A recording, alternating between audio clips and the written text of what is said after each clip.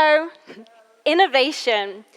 So if you're working in a multinational global team, you may have heard the saying that language is the biggest barrier to innovation. Yes, language can be a barrier, but even if we speak the same language, innovation remains stifled. Why? Because it's not the main barrier. Something else entirely is. Hello, my name is Katie, and today I'm super excited to talk to you about psychological safety to booster innovation. But first, let's go back in time. Here is me, supersized 5-year-old Katie. And to be honest, I was a very demanding child.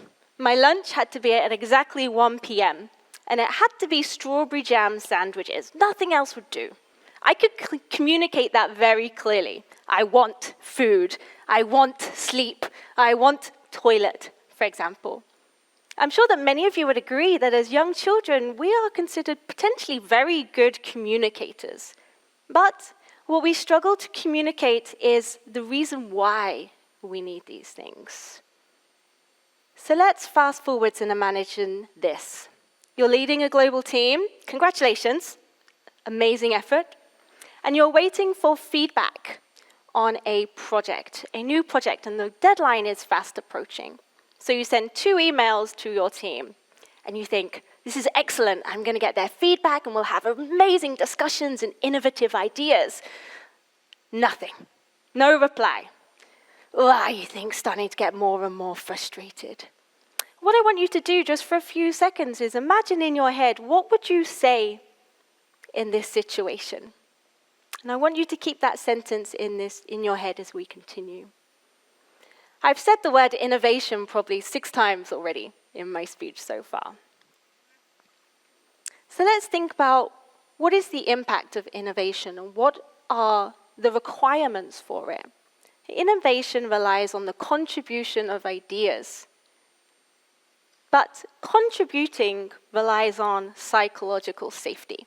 Now, for anyone that doesn't know psychological safety, the meaning, there's a great definition behind me, but I think most of us in the room today would just say it means being able to show up as my authentic self without fear. So, if we go back and think about psychological safety, it isn't something that's set. It's not something that's a tick box. I created safety in my team, done. That's it, my job is done. It's something that changes and shifts with every single interaction that you have. And today, yes, I'm talking about multinational teams, but this could be the same in your friendship groups. It could be the same in your parenting style. So communication can be a trigger point. Get it wrong, and you'll be hit with defensiveness. In Japan, quite often the result is silence if we break psychological safety, or disengagement. So maybe some of you thought about the situation and had in your head, you never reply to my emails. You are delaying everything. Damage count 1,000. I've definitely had an email like this. And of course, my trust was broken. I disengaged from the conversation and went completely silent, rather than saying really what I wanted to say. So let's take a look at this sentence a little bit deeper. Never. Generalization. We do this a lot as humans. We generalize things rather than being really specific. It's your fault. You're the one in the wrong.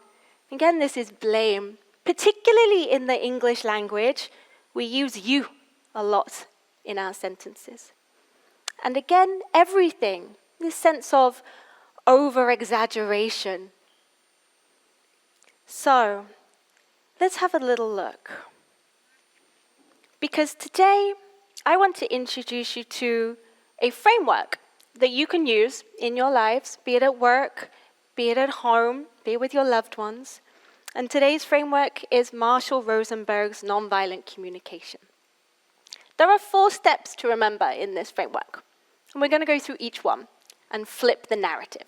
Step 1, is observe without judgment. Humans by nature are particularly good storytellers. Oh, I think this person's like this, or I think this person's like this. She's annoyed at me.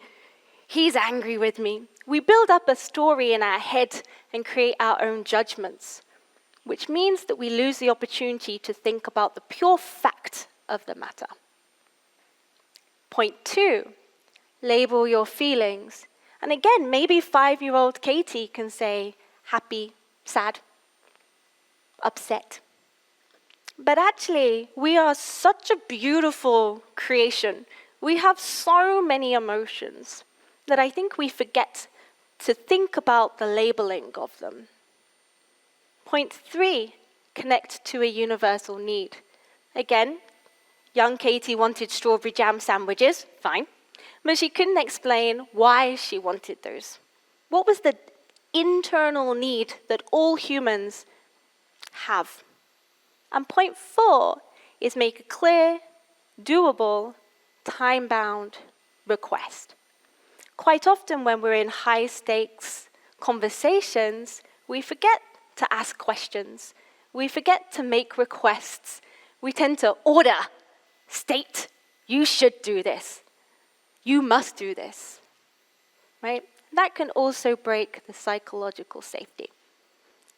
So let's go through step by step. Point 1, our observation. The key point here, remember, is to maintain psychological safety. If we only stick to the facts, the person will automatically be in agreement with you. So, before we have, you haven't sent an email, you are destroying everything. But here we have, I haven't received a response to the last 2 emails I sent about the project feedback. How many yous are in this sentence? 0, correct, yes. See all the zeros? Yeah. So again, we're not putting blame onto somebody else. We're just saying the fact. We don't know, maybe your team member, maybe your daughter, maybe your partner sent a message, sent an email, and it wasn't delivered. Point 2, feeling, labeling your internal state. And point 3, identifying the underlying human need that's driving that. Our feelings are like an antenna to our human needs, okay? So for example, I'm feeling concerned because I need collaboration to move this project forwards. Now some of us might be thinking, yeah, I understand all of this, Katie, and that's great, but what is a human need? I know I need air, food, water. But something you might not realize is that your needs could also be to be seen, to be heard, to be connected, to be understood.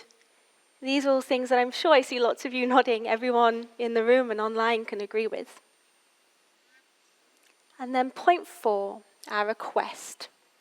So here what we're trying to do is we're trying to keep the psychological safety and enable someone to do an action without passing blame. So would you be able to send me a quick update, quick feedback, quick response by 4 p.m. today? And remember, it's a question, so there should be a question mark at the end, right? It's entirely down to the other person if they want to agree or disagree. But we're giving them a choice. And that choice, again, promotes and protects the psychological safety of the person you're talking to or your team. So here we have our damage sentence. You never reply to my emails. You're delaying everything. Maybe if you were to receive this, you'd be able to list some of your emotions. Annoyed, disappointed, hurt, maybe angry, some of these. So if we were to receive, I want you to, as I read, thinking about how would you feel to receive this kind of email? I haven't received a response to the last 2 emails I sent about the project feedback. I'm feeling concerned because I need collaboration to move this project forwards. Would you be able to share your feedback by 4 p.m. today? I'm not sure, and I can't vote for everybody else in the room today, but I'm much more likely to respond positively to the second email than I am to the first email. And this is exactly how you can start to build in psychological safety into your teams and your communication throughout your whole life. So, my question of what drives innovation in multinational global teams, to me, my personal response would be psychological safety. If there's no psychological safety, you are hit with disengagement rather than trust, silence rather than active participation. And it's not something that is really hard to build. You can start making your steps from today with just our 4 framework: observations, feelings, needs, and request. You might be surprised about what kind of information and innovative ideas you get back in response. So today we've talked about nonviolent communication. This is just one of many communication frameworks. For me, this personally works really well, but I also invite you to explore other communication frameworks to see what works for you to build psychological safety. And of course, I have one request, which is not coming up. My request to you would be, next time you'll communicate, next time you're in a situation where you feel slightly heightened in your emotions, just breathe. Take a second. Think about your word choices. And remember to start with the topic of I, rather than you, and see what psychological space you can create. Thank you.